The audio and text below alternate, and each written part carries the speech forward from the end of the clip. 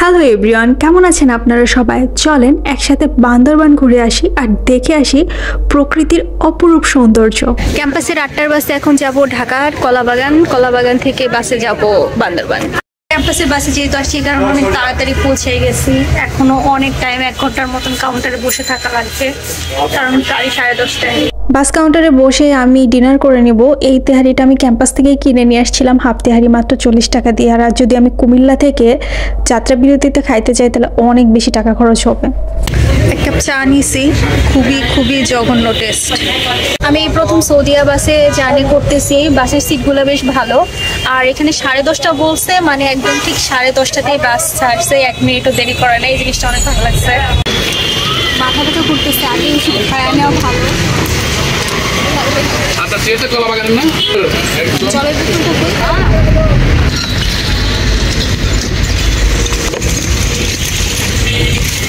রাত 2টার দিকে আমরা পৌঁছে গেছি কুমিল্লাতে। বাস থেকে নামার পরে বেশ ভালোই ঠান্ডা লাগতেছিল, ভোর হয়ে গেছে আর আমরা অলরেডি বান্দরবান পৌঁছে গেছি। এখানে আমাদের গাড়িতে চেকিং হলো, আমাদের সবার আইডি কার্ড চেক করছিল।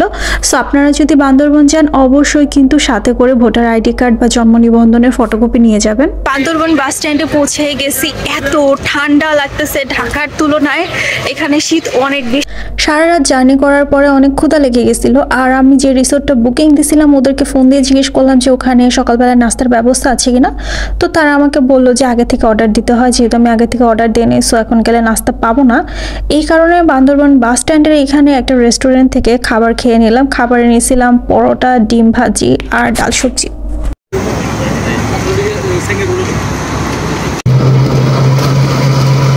এখন টমটমে করে রিসোর্টে যাইতেছি বান্দরবান বাস স্ট্যান্ড থেকে। এখানে অনেক ঠান্ডা, আসলে এতটাও ঠান্ডার প্রস্তুতি নিয়ে আসি নাই, কিন্তু অনেক ঠান্ডা লাগতেছে এখানে আসার পরে দেখতেছি। বাজে 7:20, আমরা আমাদের রিসোর্টের কাছে পৌঁছায় গেছি। ওই নিচে আমাদেরকে নামাই দিছে টমটম থেকে, আর উপর পর্যন্ত হেঁটে উঠা লাগতেছে। এটা হতেছে আমাদের রুমের বারান্দা থেকে ভিউ। অনেক ঠান্ডা বাতাস আসতেছে নদী থেকে, এখনো রোদ উঠে নাই। যেহেতু পাহাড়ি এলাকা, যখন রোদ উঠবে তখন আবার প্রচণ্ড পরিমাণে গরম লাগবে। আর আমি আসলে এই ভিউটা এনজয় করতে চাইতেছিলাম, এই কারণে কিছুক্ষণ এই বারান্দাতে বসছি, তারপরে আস্তে ধীরে ফ্রেশ হয়ে বের হব। যেহেতু রিল্যাক্স ট্যুরে আসছি এই জন্য একদমই দৌড়ের উপরে থাকবো না, প্রত্যেকটা জায়গা প্রত্যেকটা মোমেন্ট খুব ভালোভাবে এনজয় করব। রিসোর্ট থেকে বের হয়ে এখন বান্দরবান বাস স্ট্যান্ডের দিকে যাব। সকালবেলায় অনেক শীত ছিল, অনেক কুয়াশা ছিল, আর এখন বাজে সকাল 9:30। এখনই এত রোদ উঠে গেছে, গরম লাগতেছে, আর সকালে ভয়ঙ্কর ঠান্ডা ছিল। টমটমে করে আমরা চলে গেছি বান্দরবান বাস স্ট্যান্ডে। সেখানে গিয়ে আমরা একটা সিএনজি ভাড়া করছি। এই সিএনজিতে আমরা 2 দিন ঘুরবো। আমরা চাঁদের গাড়ি নিয়ে নেই, তার কারণ চাঁদের গাড়ির ছাদ খোলা আর প্রচণ্ড পরিমাণে রোদ। এই রোদের মধ্যে আসলে চাঁদের গাড়িতে গেলে সবার অনেক কষ্ট হবে, এই কারণে সিএনজি নিয়ে নেওয়া। প্রথম দিনে আমাদের গন্তব্য নীলগিরি, আর নীলগিরির পথে যে কয়টা ভিউ পয়েন্ট পড়বে সেই কয়টা ভিউ পয়েন্ট। তো আমাদের প্রথমেই যে ভিউ পয়েন্টটা পড়ছে সেটা হচ্ছে মিলনছড়ি ভিউ পয়েন্ট। এখানকার ভিউটা জাস্ট অসাধারণ। সামনে সাঙ্গু নদী দেখা যাইতেছে, অসংখ্য ছোট বড় পাহাড়, মনে হইতেছে যেন একদম নীলের মধ্যে ডুবে গেছে। আমরা যখন নীলগিরিতে উঠবো তখন এই নীল কালারটা আরো বেশি গাঢ় হবে। আসলে প্রাকৃতিক সৌন্দর্য এমন একটা জিনিস যেটা কথায় বলে বা ক্যামেরায় তুলে ধরে কোনোভাবেই প্রকাশ করা সম্ভব না। আমরা এখন আছি মিলনছড়িতে। পিছনে যে নদীটা দেখা যাইতেছে এটা হইতেছে সাঙ্গু নদী, আর চারিদিকে শুধু পাহাড় আর পাহাড়। এখানে একটা ছোট দোকান আছে, এখানে পাহাড়ি কলা আর অল্প কিছু জিনিসপত্র পাওয়া যায়। মিলনছড়ি থেকে আবার আমরা যাত্রা শুরু করলাম নীলগিরির দিকে। সামনে পড়বে শৈলপ্রপাত। শীতকাল বিধায় শৈলপ্রপাত ঝর্ণায় এখন জলের পরিমাণ অনেক কম, কিন্তু তারপরেও জায়গাটা অনেক বেশি সুন্দর।